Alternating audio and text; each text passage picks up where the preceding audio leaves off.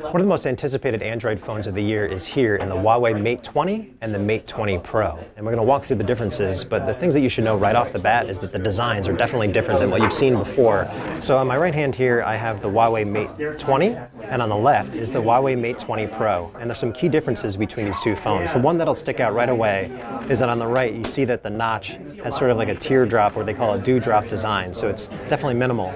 The notch on the left is bigger because there's a 3D camera here, and that's used for face recognition. If you look at the displays, you'll see that the one on the right is bigger, but it's LCD and full HD.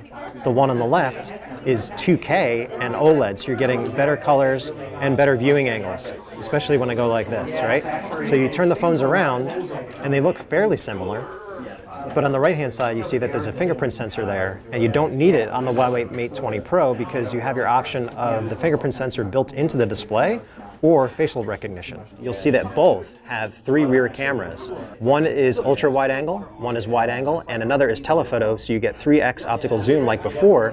But with the ultra-wide angle, you can really get more dramatic photos because you can get further away without moving further away.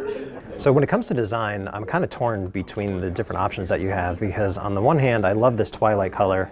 The Huawei Mate 20 and Mate 20 Pro will both come in 5 colors, but there's this hyper optical treatment that Huawei is using that resists fingerprints that you don't get over here. It's a little bit better of a grip in your hand, so you have to decide whether or not you want better cool looking colors or something that's easier to grip and also cool sounding. When it comes to power, the Huawei Mate 20 Pro has a 4200 milliamp hour battery inside, but it's what you can do with it that makes this phone exciting. So it has what's called reverse charging. So after I enable that, turn the phone upside down, and then all you have to do is place another phone that's Qi compatible on the back. And you can see that it just started charging right there.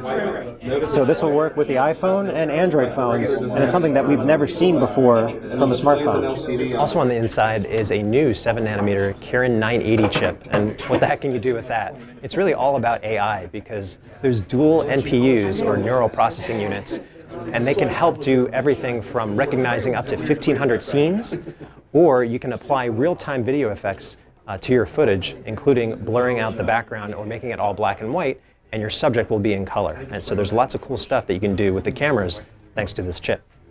Pricing and availability will be announced later for the Huawei Mate 20 Pro and the Mate 20, and we actually don't even know if it's coming to the US, but so far we're impressed with what we see in terms of the features, the design, and especially the cameras on both of these Android handsets. Stay tuned for our full review from Tom's Guide. This is Mark Spoonhour.